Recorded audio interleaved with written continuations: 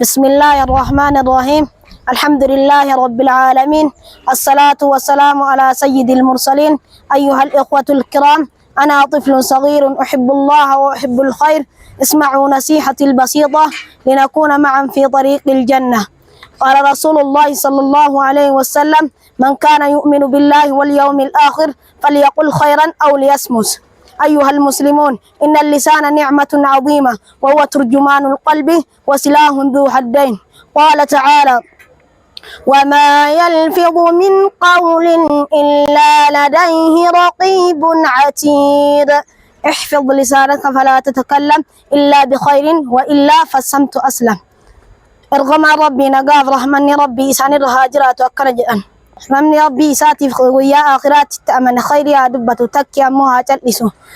أرمني نعمة قدادة خيري رتاتي سنو الحمد راقبنو.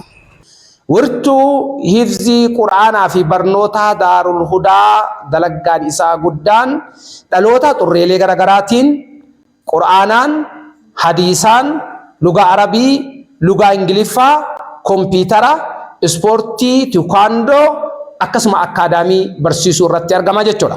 الحمد لله رب العالمين. بركم لما أفكر أتربا كيسا دمي لمان كم نرتي gara barattoota 200 olii simannee geggeessaatiin turre yoo rabbi fedhe inshallah bara itti aanuuf ammoo ganna kana ji'a 11ffaa irraa jalqabnee kan simannu ta'a. Kanaaf warroonni haga ammaa hiree tana hin argatin akka itti fayyadamtan akka lakkoofsa iskiriin irratti argamu kanaan nu dubbistan asumaan isin yaadachiisa.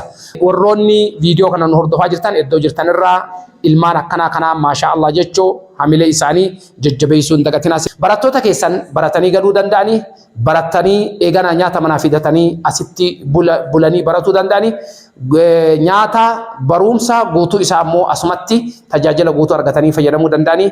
Galatoomaa hordoftoota keenyaa waan nu daawwattaniif odeeffannoo fi barnoota dhaloonni kunniin ilmaan kunniin baratan yeroo yeroon kan isin biraan gennu ta'a. Wassalaamu alaykum wa rahmatullahi wa barakaatuh.